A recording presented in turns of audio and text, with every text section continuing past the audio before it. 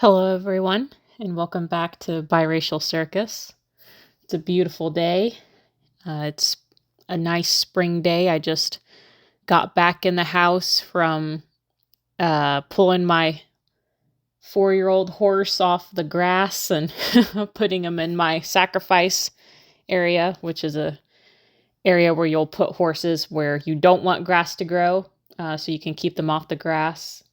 Just a little information, and if any of my horse girlies find holes in what I'm saying, please put it in the comments because we all want to learn. But I like to share stuff. When it starts to get springtime and it's getting hotter, the grass gets more sugar. And I'll just speak for my environment here. The horses have picked the grass pretty clean and it's pretty short. So the shorter it is, the more sugar it has. The longer it is, the more, the long stalk of grass, the sugar's further down. So, the horse can eat a lot of, the fiber from the top grass before it gets down to the sugar. But when it's short, they're just getting a lot of sugar, especially from clover. And so if they get too much, that can lead to something called, founder, and which can cause laminitis and inflammation of the hoof. Basically, there's finger-like webbing that holds the hoof together and creates it into a strong bond. And then inside of that hoof is the coffin bone. And that's like encapsulated inside the hoof. And then what happens is it's basically like horse diabetes.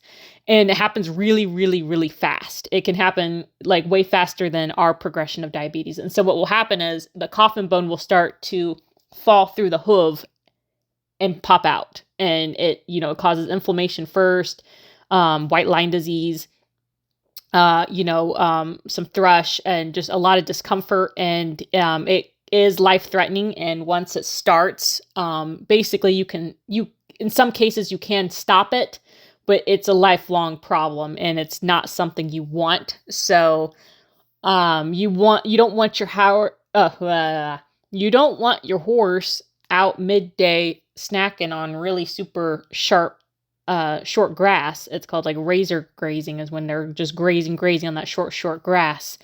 The best time to have a horse out grazing, because it's important to let them graze. It's very natural for them and it's good for their digestion, and the clover and the grass is good for them. It's just too much isn't good for them.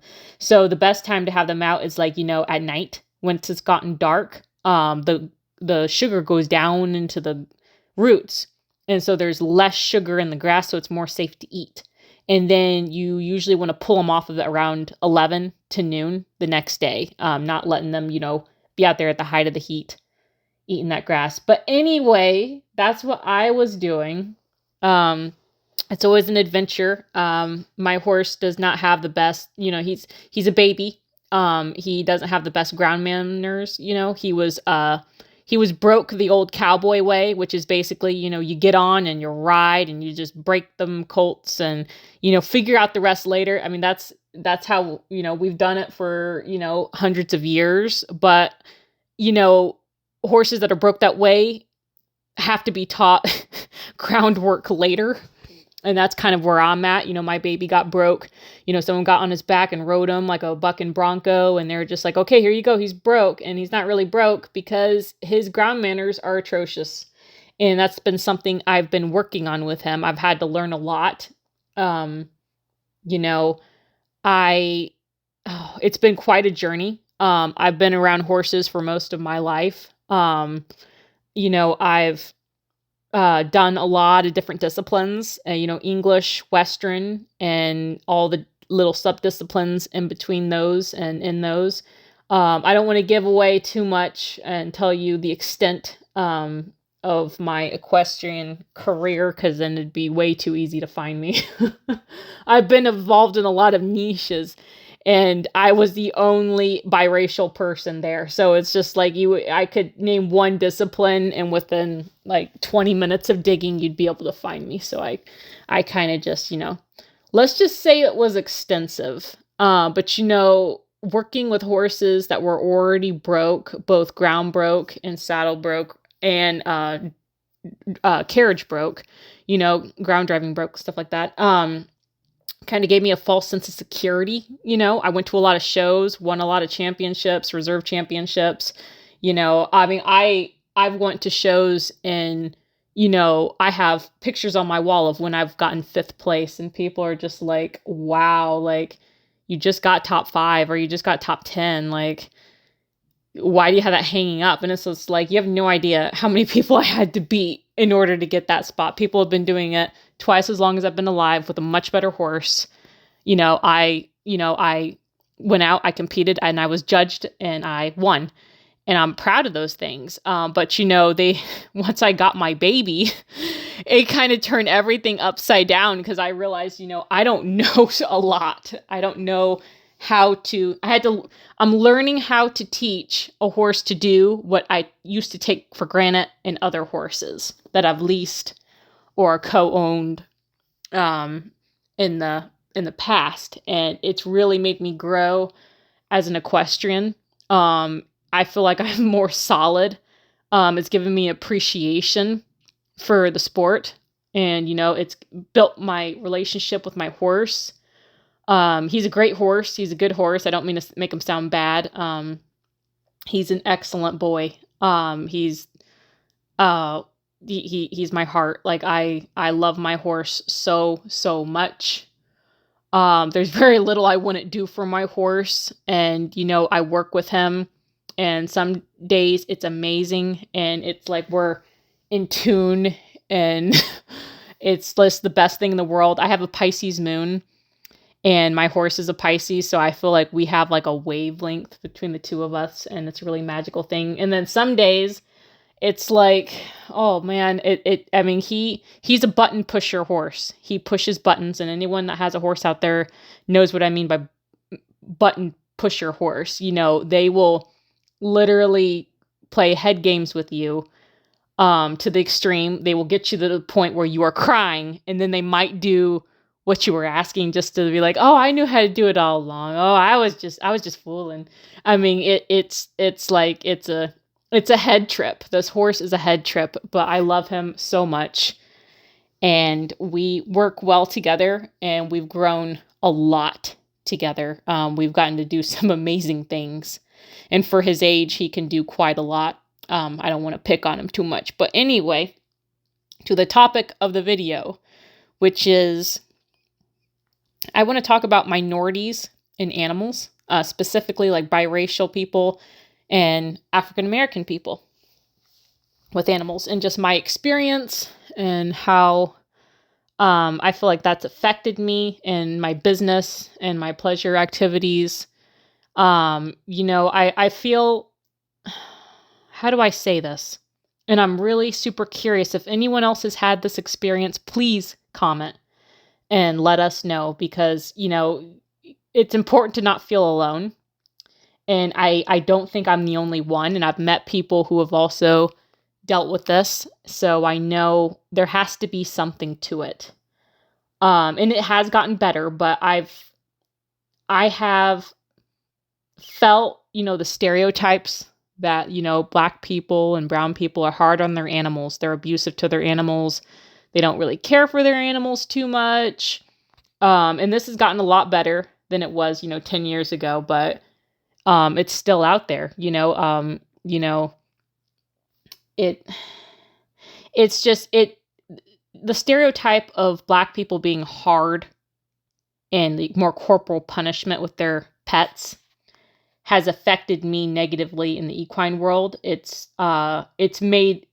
created even worse problems for me, which is I have let horses run over me because I was afraid of being the angry Black girl, disciplining my horse, doing exactly what the other girls were doing, maybe to a lesser extent. I mean, some of these girls would get after their horse. And, I just want to say, I'm not talking about animal abuse. Like, they wouldn't get after their horse like animal abuse, but when their horse did something dangerous that put both them and their horse at risk, they were disciplined. And, a lot of people kind of get upset at some ways that people discipline horses. And I definitely agree that there is a lot of abusive practices out there. But I will say, and this has been misused, but I will say in the cases that I've seen, what we do to them versus what they do to each other are minuscule. Like, kind of, I would say like kind of slapping a horse for biting is not, I don't see that as abuse with your hand. I mean, uh, you know, just a firm like, ho, or hey, or just unpleasant sounds to correct when they're doing something dangerous that could, make them throw a shoe, or, they're walking on top of you. They're literally trying to walk on top of you. They have no sense of space. Like there has to be some kind of, physical reprimanding in order for them to not hurt you. They are 1,000 pounds. They have to respect you. I'm not saying, go out there and beat your horse with a whip and all that stuff. No, but there have been cases where I have been in life-threatening ground situations with horses, and I corrected a horse the exact same way that the trainer was correcting, the exact same way my peers were correcting, my white peers, and I was told like, oh, you are being way too aggressive with that horse. Like, oh my God, we won't even let you come back here if you do that again. And it was probably half the extent that they were doing themselves. And that really stuck with me. That made me very self-conscious. And I'd go to other barns and they'd be like, hey, you need to get more aggressive. Be more aggressive. Be assertive. They are going to run over you. You're going to get hurt. You gotta get a hand on them. Get a hand on them.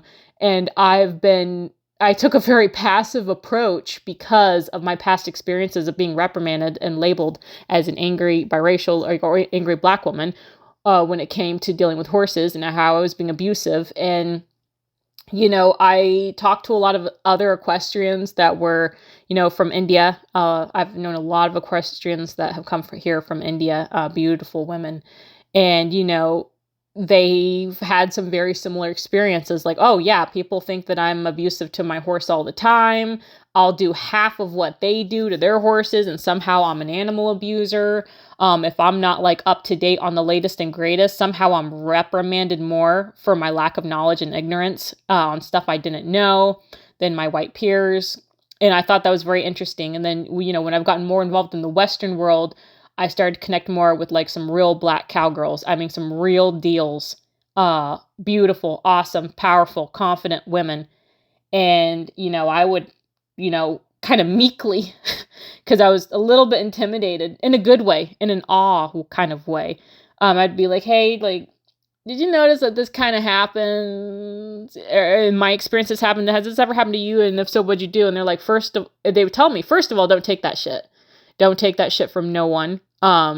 You love your animals. You want the best for your animals. You know your animals, whatever discipline you see fit. They tell me I can obviously tell you're not an animal abuser. You're not going to hurt your animals or like do anything questionable. People will basically, they were telling me, don't listen to anyone that says that you're doing that. You'd know if you were actually being a bad person with your animals. And so, they had that confidence where they just didn't take any crap, from lack of better words, from anyone that was accusing them of that. And they worked and had beautiful relationships with their animals. And it's just, I don't really have that problem anymore. I do run into it. I do have people who, try to be like, oh, that poor animal. She doesn't even have this, or she doesn't have this equipment. Oh, that poor animal. That saddle is just it's synthetic, not custom fit. Oh, they're just those people just can't really care for their animals. I've heard things. I've been in the arena. I'm trying not to give my discipline away. Well, at a walk, let's just say that at a walk in the arena while competing, people are in the stands. They say all sorts of stuff. I have passed people. I have heard some of the most terrible things you can imagine about myself. About what am I doing here? Who let her here? Where'd she get that show shirt? Like it looks disgusting. Those people can't take care of their animals. How did she afford to be here? They're just letting anybody in. I mean, I've been across the country performing and competing, and some of the most liberal areas have been the worst. The absolute worst. it's just, I've been to, I went to Oklahoma for a few shows. And, there was a little here and there, but like I've been to California for some shows, and I've heard some of that has been, I've had instances and, run-ins with people at shows racially, overheard horrible things about me while I'm passing and competing in the arena, just people heckling and stuff like that. The West Coast, I've been reduced to tears. At least, I mean, I wait till I'm like, in the stall with my horse, or, in my hotel room to cry. I got class, but it's been very hard. But I power through, and I love my sport. I love what I do. But I'm just really curious if anyone else has had experiences like that. Maybe you have been in 4-H, as a person of color. Did you have anything like what I'm saying happen? If so, what'd you do? What advice, how would you mentor someone going through what you went through? How would you mentor someone? How would you encourage them and help them be assertive? Please put it in the comments. It helps me, it helps you, and it helps everyone else too. I'm currently, and for a very long time, I'm in the animal husbandry business. So I breed animals. I won't go into specifics on which ones. I will say I did breed dogs for some time. And I had an excellent mentor. I did everything. I knew, because of, the stereotypes against me, that I was going to have to make sure I had everything in order. I went above and beyond the call of duty in my line of work. And, I made a lot of sacrifices, a lot of personal sacrifices, in order to make sure everything was top tier. And, it was still very hard. I got most of my flack from veterinarians, would harshly judge me. They would take, clients in the back that, they had Doberman pinchers and this and that, and golden retrievers, and then they take me and my animals back there, and we were just treated horribly. So they treat, other breeders just fine, but when it came to me, because I thought maybe it was just a general practice problem. I thought maybe it was just going to a vet clinic that was just veterinary medicine, and instead I would drive 4.5 hours all the way to a reproductive clinic for animals. They only do reproduction, and I thought it would be different there, and I was still harshly judged, while others were risen up. And that was hard to overcome. That was hard to, psych myself out for that kind of drive, with a pregnant dog, and, put them through it. I ended up buying a van specifically, for that, just to transport my pregnant dames, so they'd be comfortable. It was like a pregnant dog suite back there, big bed, memory foam, food, water, AC. I mean, the full 9. It looked like a mini dog apartment in the back. And I would, show the people at the clinic, like, look at this nice setup. I had an incubator installed into it, incubator and oxygen machine, for, if in case we had to do a C-section, so we could safely transport the puppies home. If I lost a dame, I would be able to care for them. Everything was at the colostrum was in there. I had a fridge for, medications and, first aid stuff. And, I would go over the top. I would have more than I needed all the time, just to prove, or try to prove that, I'm responsible. And it just wasn't enough a lot of the time. And I really had to encourage myself and keep myself motivated, and know that I'm doing this for my animals, and I love my animals so much. And it doesn't matter what other people think. And that, I'm going to keep doing it the way I'm doing. And, to anyone that wants to say, oh, you're over the top, oh, you're wasting your money. Oh, okay, well, let me waste my money. Let me waste my time then, because I see this as a positive investment. And, I am so curious about other people's stories. I would love to hear them. If you have time to comment, if you have time to give us as many details as you can, maybe I'll turn this video into a series, like an animal series, like a,